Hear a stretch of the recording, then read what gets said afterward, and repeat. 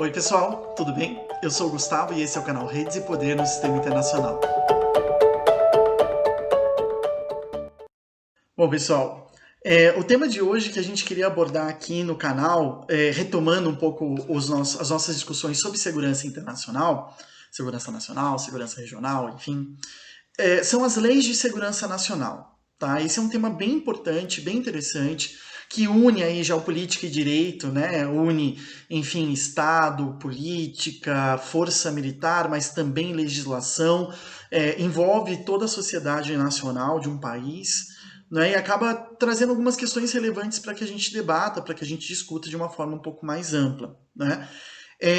Esse é um tema que eu achei bem interessante de tratar antes da gente entrar em duas questões bem interessantes e que eu acho que tem a ver um pouco com isso, sugeridas uma pelo Matheus Túlio e outra pelo Robert Marques. Já agradeço a participação dele sempre, né? Estão sempre aí acompanhando, sugerindo, né? Quando eu pedi lá no Facebook, no Twitter, temas, né, para os vídeos. Inclusive, se você tiver algum tema para o vídeo, coloque aqui nos comentários, ou no Facebook, ou no Twitter, seja meu, seja do canal, fique à vontade.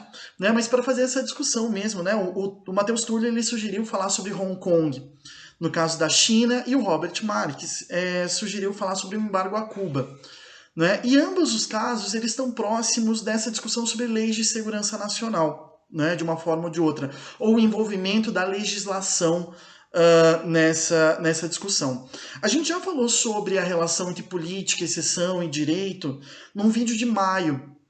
Eu ainda estou aprendendo a mexer aqui no YouTube, mas eu vou tentar colocar aqui um cardzinho para vocês, qualquer coisa, clicarem e irem lá no vídeo em que a gente fez essa discussão, em que a gente levantou a questão da relação entre política, direito e segurança, né? Esses elementos que são elementos bem importantes, né? Acho que se eu não conseguir colocar aqui no card, eu vou tentar colocar na descrição. O link, de qualquer forma, vai estar na descrição para vocês acessarem aqui, assim como eu vou tentar colocar as referências das obras que eu for citar aqui, né?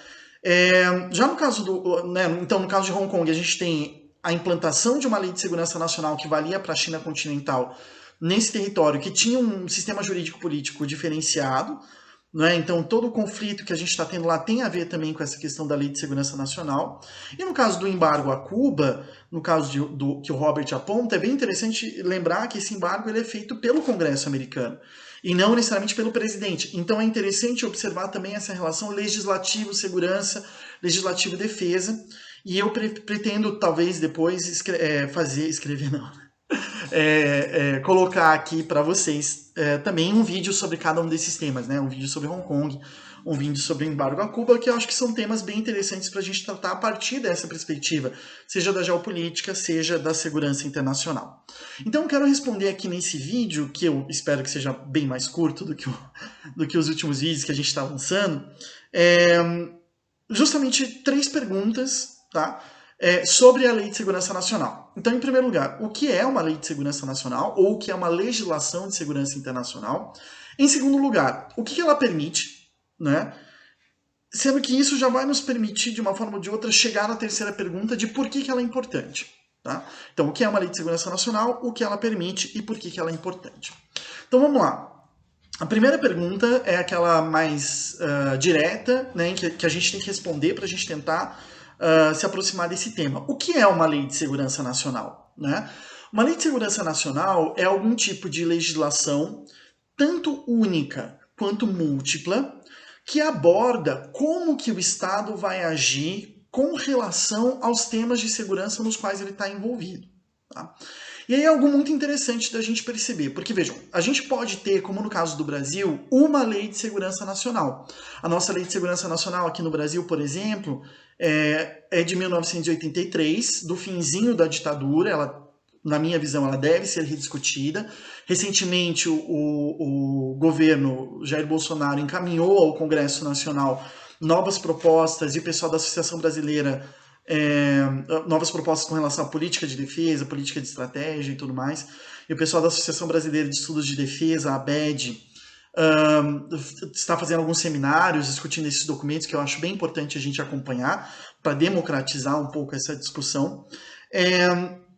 Então, o Brasil ele tem essa lei de 1983, né, a Lei de Segurança Nacional, que ela já aparece aí com problemas, porque ela é uma lei da época da ditadura, ela deixa algumas brechas, ela permite perseguição a oponentes políticos, e ela vem aparecendo recorrentemente desde que o ministro da Justiça falou que poderia utilizar essa lei, né, para enquadrar crimes cometidos ou por líderes de outros poderes. Então a gente vê uma instrumentalização política dessa lei de segurança nacional, ou para casos específicos, né, principalmente de pessoas que estão sendo perseguidos ou estão aí, de uma forma ou de outra, no radar das autoridades brasileiras por se oporem aos projetos, programas, enfim, as estratégias adotadas. Recentemente rolou notícia aí de relatórios antifascistas, dossiês contra pessoas que se opunham ao governo brasileiro e tal, enfim. Então, acho que é importante a gente perceber um pouco essa discussão. Tá? Então, em alguns países, a gente tem uma lei de segurança nacional, mas não se trata, mesmo nesses países onde exista essa lei de segurança nacional, não se trata nunca apenas de uma legislação. Né? Na verdade, trata-se de uma arquitetura jurídica, né? Trata-se de todo um edifício de legislações que tratam do tema de segurança.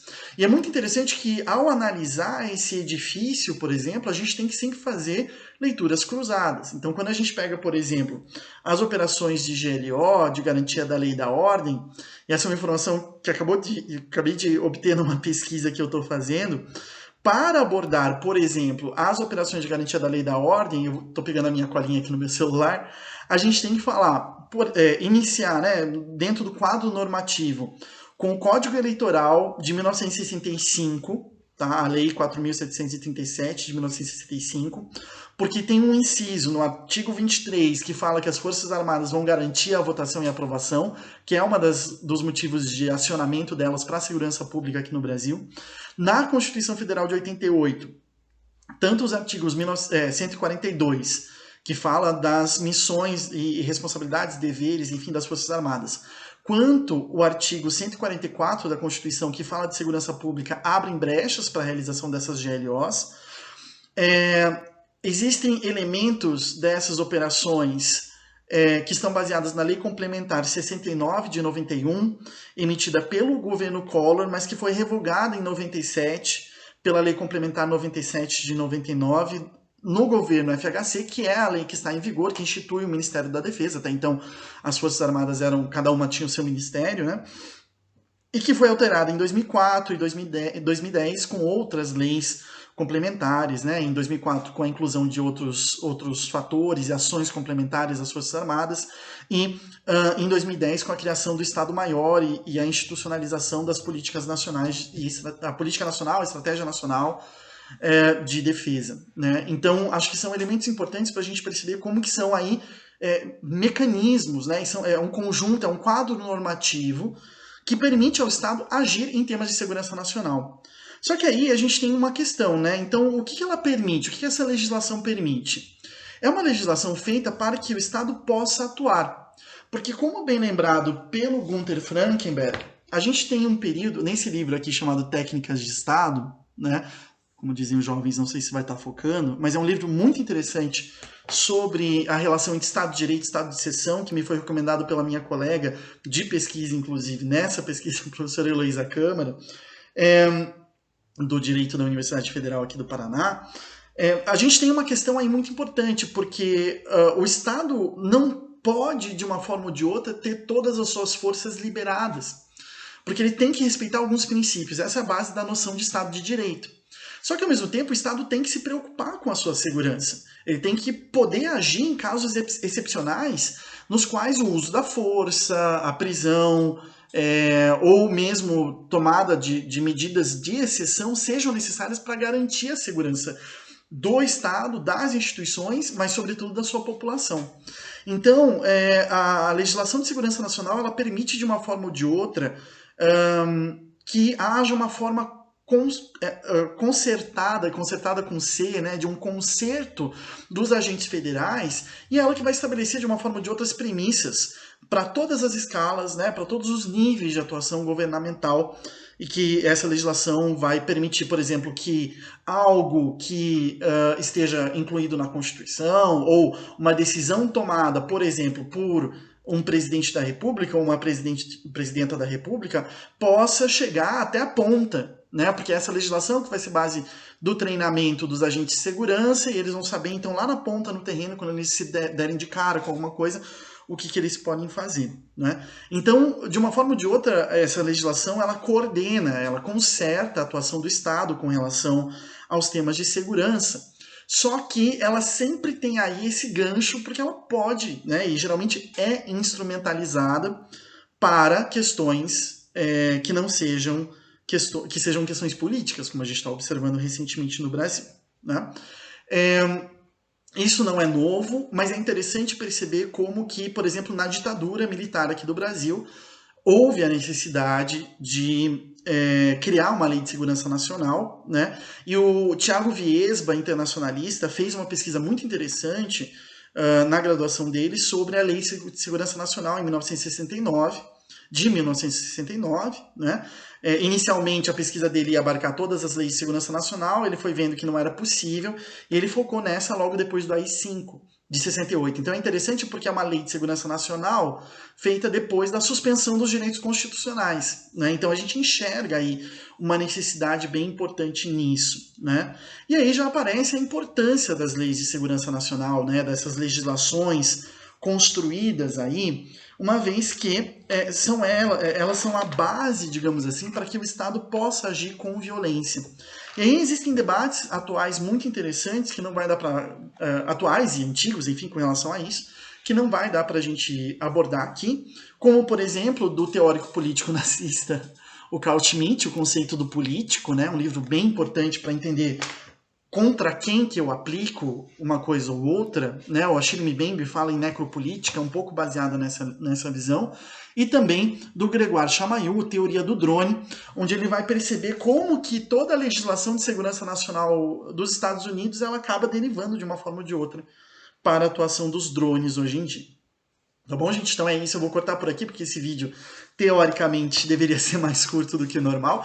Então, se vocês tiverem alguma dúvida, algum comentário, alguma questão, não esqueçam de colocar aqui nos comentários, curtir esse vídeo, se inscrever no canal e manter aí o contato pelas diversas redes sociais. Tá bom, gente? Obrigado e até depois.